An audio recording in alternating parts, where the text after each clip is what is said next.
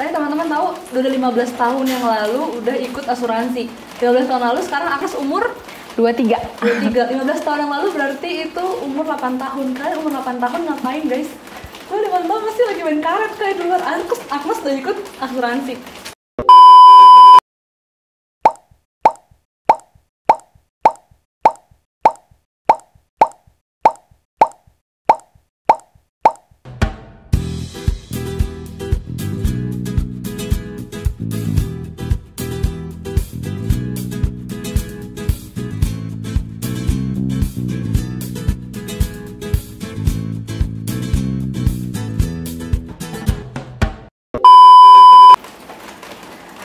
Balik lagi di channelnya Koperkes Roja, Komisi Pemuda Remaja Podcast, di mana kalian bakal temuin berbagai macam isu yang relate banget sama kehidupan kita. Kali ini kita akan membahas soal asuransi bersama gue Lianida. So, stay tune, jangan lupa untuk like, comment, dan subscribe channel ini. Dan yang buat kalian yang belum nyalain lonceng notifikasi, kalian boleh nyalain dulu dong, biar kalian bisa tahu untuk notifikasi selanjutnya.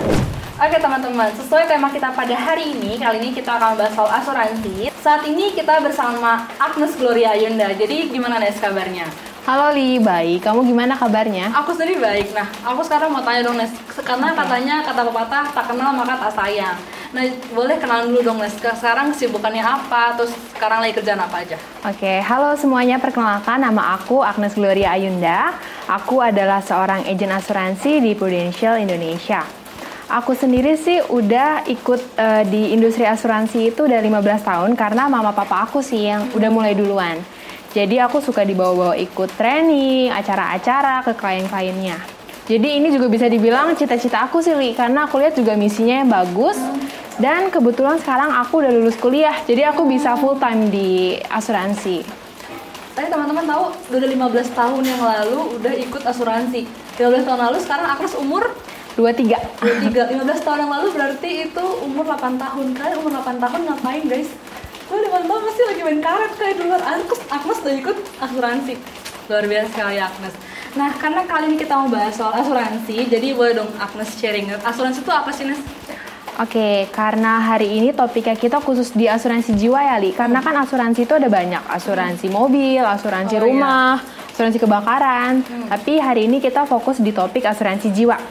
Nah, asuransi itu apa sih? Asuransi itu adalah suatu bentuk pengendalian resiko, khususnya di bidang finansial. Tapi sebelumnya aku menyamakan mindset dulu nih, Li.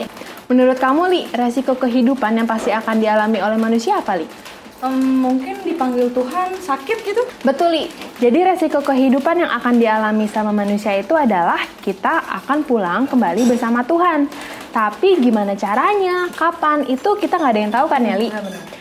Jadi resiko kehidupan itu ada macam-macam. Misalnya meninggal terlalu cepat, sampai kita meninggalkan keluarga kita yang masih bergantung sama kita. Kedua adalah sakit kritis, Li. Biaya sakit kritis itu kan nggak murah ya, Li? Iya, benar-benar. Lalu yang ketiga adalah meninggal terlalu lama. Dengan catatan, kita nggak mempersiapkan hari tua kita dari masa muda. Nanti kita udah di masa pensiun, kita udah nggak punya income, kita jadi bingung sendiri. Kita dapat pemasukan dari mana? Nah, itu adalah resiko-resiko kehidupan. Jadi, fungsinya asuransi itu adalah untuk mengurangi dampak resiko-resiko itu. Oh iya, betul juga ya, Nes. Tapi emang asuransi itu ada apa aja, Nes? Oke, aku jelasin dikit ya, Li. Jadi, asuransi itu ada dua, teman-teman. Ada asuransi tradisional dan asuransi unit link. Kalau asuransi tradisional itu adalah asuransi yang full proteksi. Lalu, asuransi unit link. Asuransi unit link itu adalah asuransi yang ada nilai investasinya. Tapi yang perlu diingat adalah nilai investasi di sini itu adalah bagian dari produk asuransi. Tujuannya ada investasi di sini apa sih? Jadi kalau misalnya suatu saat nanti nih, kita kan bayar premi per bulan. Suatu saat nanti kita nggak mampu lagi bayar premi, misalnya bangkrut atau sakit sampai nggak mampu bayar premi. Jadi kita bayar preminya itu diambil dari hasil investasi tadi. Jadi asuransinya nggak bakalan mati. Itu sih, Li. Jadi manfaatnya dari asuransi itu apa, Nes? Manfaat dari asuransi itu tergantung sih, Li. Tergantung kebutuhan masing-masing orang kan berbeda ya, Li. Jadi tugasnya perusahaan asuransi itu hanya menyediakan berbagai macam produk. Jadi nanti nasabahnya aja yang tinggal pilih, mau pilih dia kebutuhannya produk yang mana. Contohnya nih, kebutuhan asuransi yang paling dasar adalah kebutuhan asuransi kesehatan. Kenapa? Karena ada nggak sih manusia yang nggak bakalan pernah sakit seumur hidupnya? Benar-benar. Nggak ada kan, Li? Lalu, biaya rumah sakit mahal apa murah? Lumayan mahal lah itu kalau Mahal kan? dirawat gitu ya. Lalu, karena mahal, bisa nggak sih kita ngutang di rumah sakit? Kayaknya nggak bisa, karena kan kalau kita mau di rumah sakit, kita mesti bayar dulu, baru kita diopna, baru kita Betul. dirawat lagi gitu ya. Kita nggak bisa ngutang di rumah sakit. Jadi kalau misalnya kita disuruh nyiapin 50 juta, nyiapin 100 juta, harus ada kan? Mau gimana pun caranya, kita harus sediain uang segitu. Jadi itu adalah fungsi dari asuransi kesehatan. Nah lalu misalnya nih ada satu keluarga muda. Ada suami, istri, anak 2, misalnya terus ada oma opanya nih. Jadi si kepala keluarga ini adalah satu-satunya orang yang kerja. Jadi ada 5 orang kan yang bergantung sama kepala keluarga ini. Nah, jika suatu saat nanti dia terkena resiko misalnya sakit kritis. Nah, 5 orang gini nasibnya gimana? Kan si kepala keluarga ini sakit. Sampai nggak bisa ngapa-ngapain kan biasa kalau sakit. 5 orang ini nasibnya gimana? Padahal mereka masih butuh biaya rumah tangga, buat makan, Betul. terus buat anak sekolah. Itu harus, makanya namanya ada proteksi income. Jadi asuransi itu ada banyak sih, Li. Ada asuransi kesehatan, asuransi pendidikan, asuransi proteksi income keluarga. Jadi kita tuh sebagai nasabah tinggal pilih produk mana yang menjadi kebutuhan kita. Nah betul juga teman-teman. Jadi sebenarnya asuransi ini sangat dibutuhkan sekali ya teman-teman. Menurut penjelasannya Agnes dan menurut gue juga pribadi, asuransi itu emang penting sih ternyata. Nes, tapi sebenarnya siapa aja sih yang butuh asuransi? Apakah cuma orang tua aja yang rentan kena penyakit, atau kita yang kayak kaum muda-muda gini? Sebenarnya yang butuh asuransi itu adalah dari semua kalangan. Even bayi aja butuh asuransi karena kita tahu kan bayi itu lebih rentan, jadi rawan banget kan. Betul. Apalagi kita golongan muda nih. Kita golongan muda juga bakalan pasti ada mungkin resiko sakit kan. Betul. Terus mobilitas kita juga tinggi, di jalan kita nggak tahu apa yang terjadi kan. Seperti kayak kaki kamu kan, siapa yang tahu bakalan terjadi itu kan. Bener banget. Ya, pengalaman aku sendiri sih, Li, tahun lalu aku ada di operasi ambeien. Padahal aku sama sekali nggak ada gejala apapun, nggak pernah sakit, nggak pernah ngerasa apa-apa. Tapi ada satu hari aku kok ngerasa sakit banget. Bangun tidur langsung sakit, jalan nggak bisa, berdiri susah, tiduran aja sakit, duduk nggak bisa. Terus aku ke rumah sakit dan harus dioperasi. Tahu nggak biayanya berapa, Li? Berapa tuh? 40 juta. Berarti itu 40 juta untuk biaya apa aja, Nes? Biaya aku rawat inap 7 hari, Li. Lalu dokter, lalu aku juga operasi kan. Itu total ada 40 juta. Itu kalau boleh tahu di rumah sakit mana, Nes? Di rumah sakit swasta di daerah Bekasi sih, Bekasi Kota, Li. Bayangin aja nih, Li, kalau aku nggak ada persiapan sama sekali kan, harus ada 40 juta hari itu juga. Bingung nggak, Li? Mau nyari duit dari mana kan? Benar-benar bingung. Kalau aku tahan-tahan itu nggak, aku satu hari itu nggak bisa ngapa-ngapain. Jadi mau nggak mau aku harus siapin 40 juta. Nah untungnya aku punya asuransi, Li. Fasilitasnya itu satu kamar satu tempat tidur. Aku boleh pilih dokter siapa, aku boleh pilih rumah sakit di mana di Indonesia. Karena aku punya asuransi, aku jadi ngerasa tenang sih. Jadi aku ke rumah sakit tinggal bawa kartu aja. Berarti sebenarnya asik banget ya, tinggal kita bawa kartu. Kalau kita udah mendaftar di asuransi, terus kita tinggal pilih mau di mana aja, di kamar mana aja gitu ya, Nes? Iya, tapi tergantung fasilitas yang diambil ya. Karena kan tergantung fasilitas dia, preminya juga nanti beda. Terus, Nes, kita baiknya ambil asuransi itu kapan? Sebaiknya secepatnya, Li. Karena kita nggak tahu kapan resiko itu terjadi sama kita kan. Bisa jadi besok, bisa jadi seminggu lagi, bisa jadi setahun atau 5 tahun lagi. Kita hanya bisa mempersiapkan aja. Jadi kalau misalnya untuk orang tua yang udah usia 50 tahun, 60 tahun yang udah tua gitu, masuk asuransi itu bisa nggak, Nes? Bisa, Li. Tapi yang aku bilang tadi, preminya akan lebih mahal. Kalau seumur-umur kita, preminya masih di bawah 1 juta lah. Mungkin kalau misal umur segitu bisa 2 juta, 3 juta. Karena faktor umurnya bikin lebih mahal. Jadi kita tuh sebaiknya mempersiapkan dari sekarang. Karena kita masih muda, kita masih sehat. Jadi sebaiknya kita tuh jangan nunda-nunda punya asuransi sebelum nanti giliran kita udah butuh asuransi, udah nggak bisa karena kita udah kena penyakit atau kita udah tua, preminya udah kemahalan. Aku sih jadinya makin penasaran dan makin bingung sih, Nes, tentang asuransi ini. Tapi gimana caranya kita tahu kebutuhan kita tentang asuransi ini? Ini sebenarnya di asuransi itu ada tahapan piramida nih, kebutuhan asuransi. Mungkin nanti bisa ditampilin ya. Jadi aku juga sambil lihat ya. Nah, asuransi yang paling dasar adalah asuransi kesehatan. Seperti yang aku udah jelasin tadi, Ali. Kita nggak mungkin, manusia itu nggak mungkin ada yang nggak pernah sakit. Betul. Lalu yang kedua adalah asuransi sakit kritis. Kalau kita sakit kritis, butuh biaya yang sangat besar. Benar. Dan gimana kalau kita udah sakit kritis, kita udah nggak bisa kerja lagi dong. Lalu gimana orang-orang yang bergantung sama kita? Lalu yang ketiga adalah asuransi cacat tetap total. Itu kita sampai nggak bisa ngapa-ngapain nih. Kita udah nggak bisa kerja. Padahal kita juga butuh biaya perawatan yang besar kan. Lalu biaya rumah tangga juga masih berjalan. Anak-anak masih sekolah, misalnya ini keluarga muda ya. Anak-anak masih sekolah, harus bayar listrik, bayar air. Itu gimana caranya? Lalu next adalah asuransi jiwa atau asuransi meninggal. Apa sih yang mau saya tinggalkan untuk keluarga saya ketika saya udah pergi meninggalkan dunia ini? Apakah saya rela nih keluarga saya tinggalkan malah jadi hidupnya susah, hidupnya nggak nyaman seperti ada saya? Jadi yang dia perlukan adalah asuransi jiwa ini, supaya ketika dia meninggalkan dunia ini, keluarganya masih bisa hidup nyaman. Next adalah asuransi investasi. Investasi di sini adalah aset-aset yang dimiliki oleh suatu keluarga nih. Misalnya kita misalnya udah mengumpulkan aset rumah, aset tanah. Tapi ketika kita sakit nanti karena biayanya besar, kita malah jadi jual-jualin aset kita. Itu sayang banget kan, kita udah capek-capek kumpulin aset karena sakit doang, jadi kita harus jual-jualin aset itu. Jadi mendingan kita memproteksi aset itu. Oh, ngerti. Tapi Nes, boleh nggak sih kasih gambaran ke kita tentang apa sih asuransi yang harus kita ambil dan preminya berapa dan manfaatnya apa?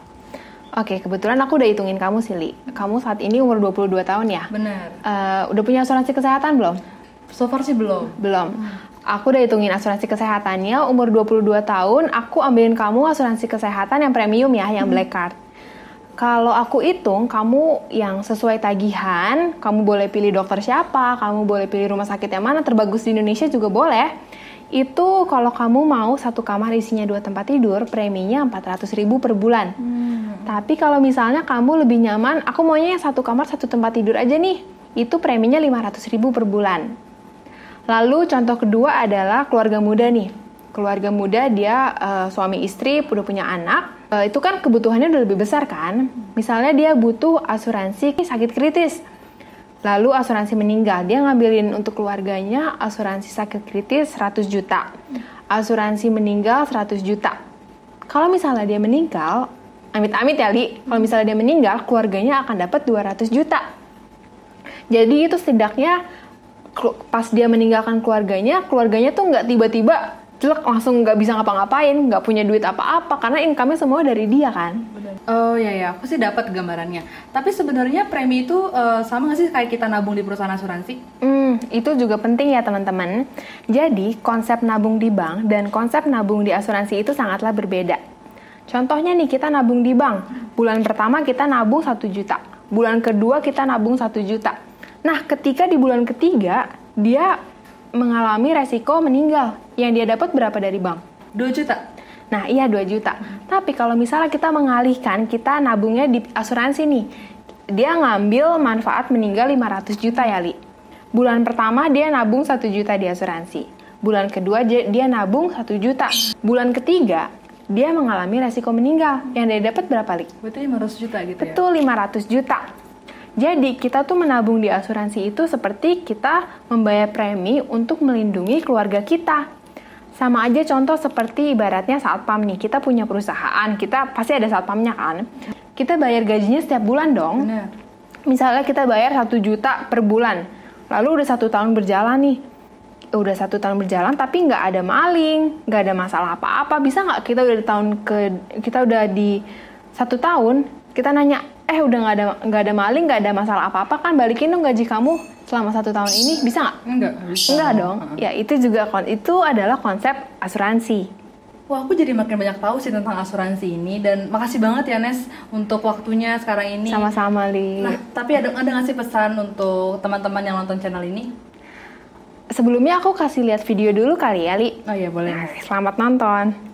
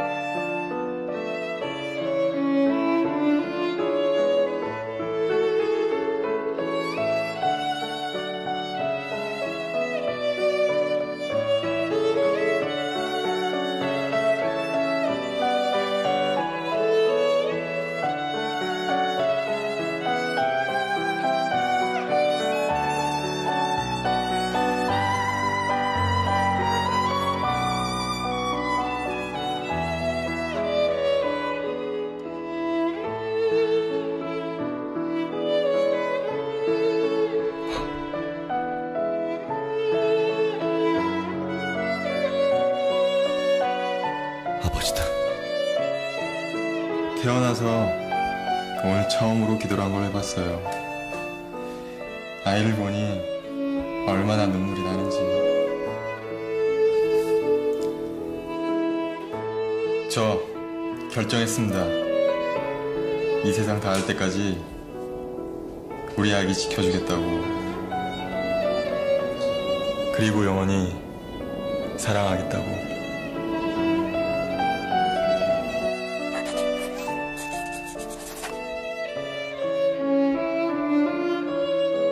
아이를 위해 기도해주세요.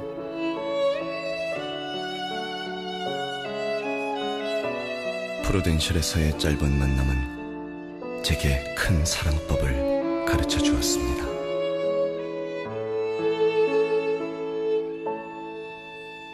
Nah, setelah aku tadi menjelaskan banyak ya mengenai asuransi, aku mau rangkum aja sih, Li.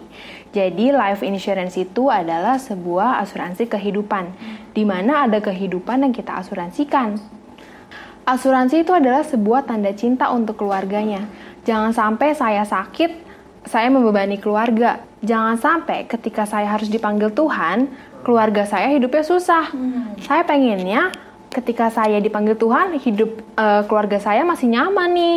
Masih sama seperti saya masih ada di dunia ini.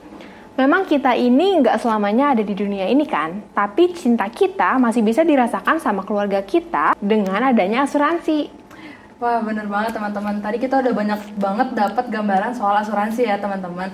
Oke, makasih banget ya Agnes untuk waktunya pada hari ini. Untuk teman-teman penonton setia Kopercast Roja, teman-teman boleh like video ini kalau teman-teman suka. Kalau misalnya teman-teman nggak suka, kalian boleh dislike. Tapi aku yakin banget sih, suka banget untuk video kali ini. Dan teman-teman jangan lupa untuk subscribe channel ini yang belum subscribe. Dan jangan lupa untuk nyalain tombol notifikasi, biar kalian tahu notifikasi video-video selanjutnya. Sampai jumpa di video selanjutnya. Dadah! Dadah!